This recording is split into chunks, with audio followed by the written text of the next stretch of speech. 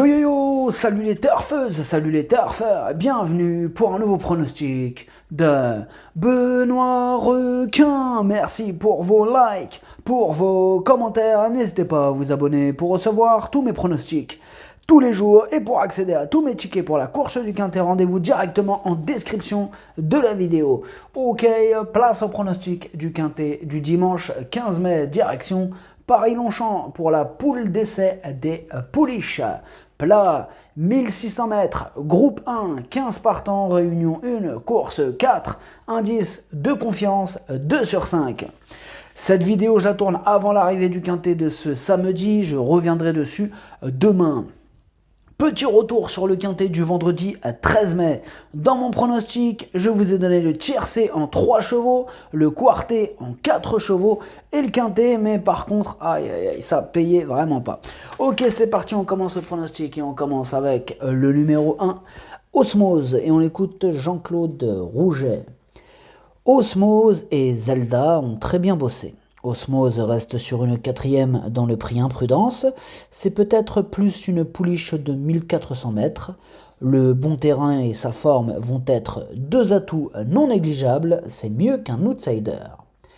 Eh bien, ce numéro 1, sachez que c'est mon cheval de complément en cas de non partant. On passe au numéro 2, Sicilian Défense. Et on écoute Yann Barbero. Sicilian Défense aborde cette épreuve avec beaucoup de fraîcheur et monte sensiblement de catégorie. Mais c'est un choix assumé, une volonté en termes de programme. Sa préparation s'est très bien déroulée, le bon terrain va lui plaire, le numéro de corde a peu d'incidence pour cet attentiste. J'espère la voir bien se comporter, je n'ai d'ailleurs pas de préférence entre mes deux pensionnaires. Alors, ce numéro 2, je ne l'ai pas retenu dans mon pronostic. Par contre, il est en plein milieu de ma petite liste des possibles casseurs de tickets repérés. Donc, on lui accordera une note de méfiance. On passe au numéro 3, à Times Square. Et on écoute Christophe Ferland. Times Square a fini en avançant pour sa rentrée. Cette sortie lui a fait du bien et a bien travaillé en vue de ce premier objectif de la saison. Elle va donc se présenter en belle forme et sera montée plus offensivement. Nanti d'un bon numéro, j'en escompte une bonne performance et j'espère qu'elle nous montrera son vrai visage. Eh bien, ce numéro 3, je l'ai retenu et je l'ai mis en 5e position. On passe au numéro 4, Jumbly, et on écoute Roger Charlton. Jumbly a tiré un bon numéro. La dernière fois, quand elle a couru à Newbury, elle était un peu haleante ce jour-là, mais je trouve qu'elle a bien couru. C'est une pouliche qui n'est pas très grande, elle a gagné une listed dans un terrain souple l'année dernière, mais un terrain souple n'est pas essentiel. Je pense aussi que la distance lui conviendra. Eh bien, ce numéro 4, je l'ai gardé, sachez que c'est lui, lui, c'est elle, mais c'est ce numéro, mon 8e, c'est le 8e de mon pronostic, ce numéro 4. Désolé pour l'embrouille. On passe au numéro 5, Sea of Ash, et on écoute Gianluca Bietolini. Sea of Ash n'a de cesse de monter au fil des courses, et son boulot mardi matin a été très bon. J'aurais préféré une piste plus souple, mais je me laisse tenter par cette très belle épreuve. Alors, ce numéro 5, je ne l'ai pas gardé dans mon pronostic, il n'est pas non plus sur ma petite liste des casseurs de tickets repérés. Bon, je l'ai pas, j'ai fait passer d'autres candidatures avant lui. On passe au numéro 6, Daisy Maisie. On écoute Yann Barbero. Daisy Maisie est une pouliche très estimée. Sa rentrée est très bonne dans le prix de la grotte. Elle est sensiblement montée sur cette reprise de contact, car elle n'était pas affûtée pour la circonstance. Cette poule est une suite logique dans son programme. Elle est douée et facile à monter. Avant le coup, je suis chaud avec mes deux pouliches au départ de cette très belle épreuve. On passe au numéro 7, Rosacée. Et on écoute Stéphane Wattel. Rosacée a confirmé lors de sa rentrée le potentiel dévoilé l'an passé. Elle a de plus démontré pour la circonstance qu'elle avait une capacité d'accélération aussi en bon terrain. Elle, qui avait très bien fait en terrain souple l'an passé, depuis cette sortie, sa préparation s'est bien déroulée, elle s'est bien canalisée avec le temps et peut-être ainsi être montée non loin de la tête. Eh bien, ce numéro 7, c'est tout simplement mon préféré, hein, je l'ai mis en tête de mon pronostic. On passe au numéro 8, Caché, et on écoute Georges Bougueil. Caché est en pleine forme, sa préparation s'est très bien passée, on aurait préféré un numéro à la corde différent. Mais elle est véloce et ainsi, nous espérons qu'elle pourra vite occuper une bonne position. Je pense que le style des courses françaises lui conviendra, elle est très à l'aise en bon terrain, comme elle l'a montré comme elle l'a montré, c'est écrit dernière, ok, comme elle l'a montré dernière dans la Breeders' Cup et aussi cette année à Newmarket. Oui, en fait, il avait écrit comme elle l'a montré l'année dernière. En fait, il manquait le mot l'année. Voilà, donc je vous refais la phrase. Comme elle l'a montré l'année dernière dans la Breeders' Cup et aussi cette année à Newmarket. Alors, ce numéro 8, je l'aime beaucoup. Je l'ai mis en deuxième position. On passe au numéro 9, Zelda, et on écoute Jean-Claude Rouget. Zelda a très bien bossé en vue de cette belle épreuve. On tente toutefois un pari difficile. Elle va devoir courir son top pour finir dans le quintet. Bien, ce numéro 9, je ne l'ai pas retenu dans mon pronostic. Il est tout à l'arrière de ma petite liste des possibles casseurs de tickets repérés.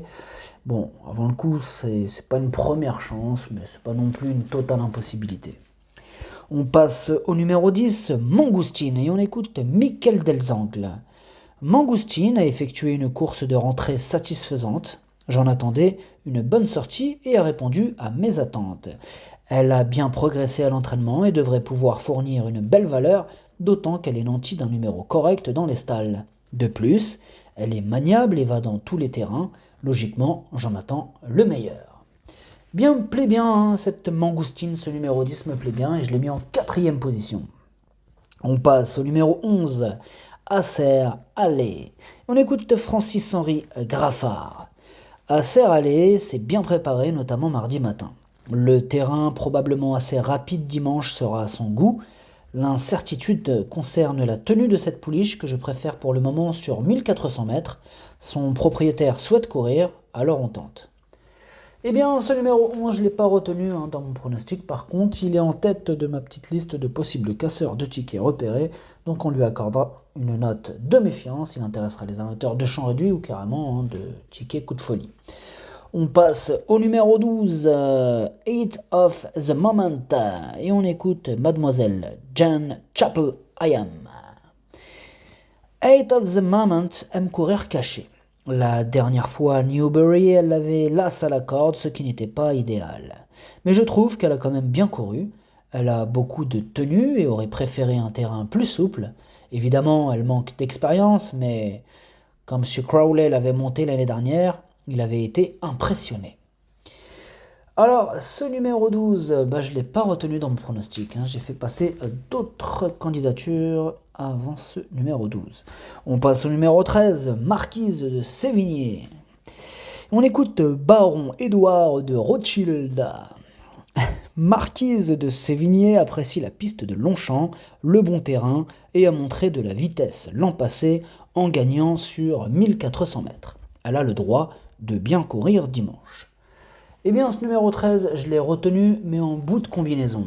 On passe au numéro 14, Toy, et on écoute Aidan O'Brien.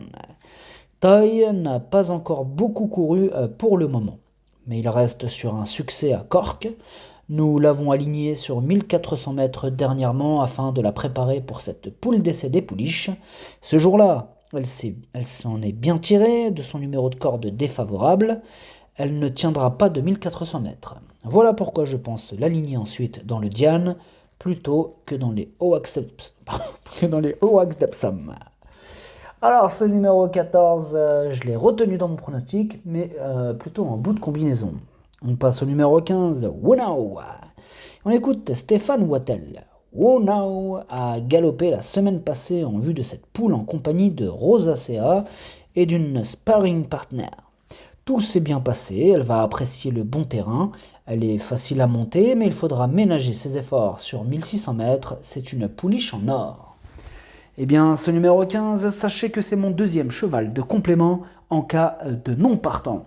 Le pronostic, ça donne 7, 8, 6, 10, 3, 14, 13. Merci d'avoir suivi cette vidéo. N'hésitez pas à vous abonner pour recevoir tous mes pronostics tous les jours et pour accéder à tous mes tickets pour la course du Quintet. Rendez-vous directement en description de la vidéo. À jouer avec modération. Bonne chance. Chopez-le moi. Ciao.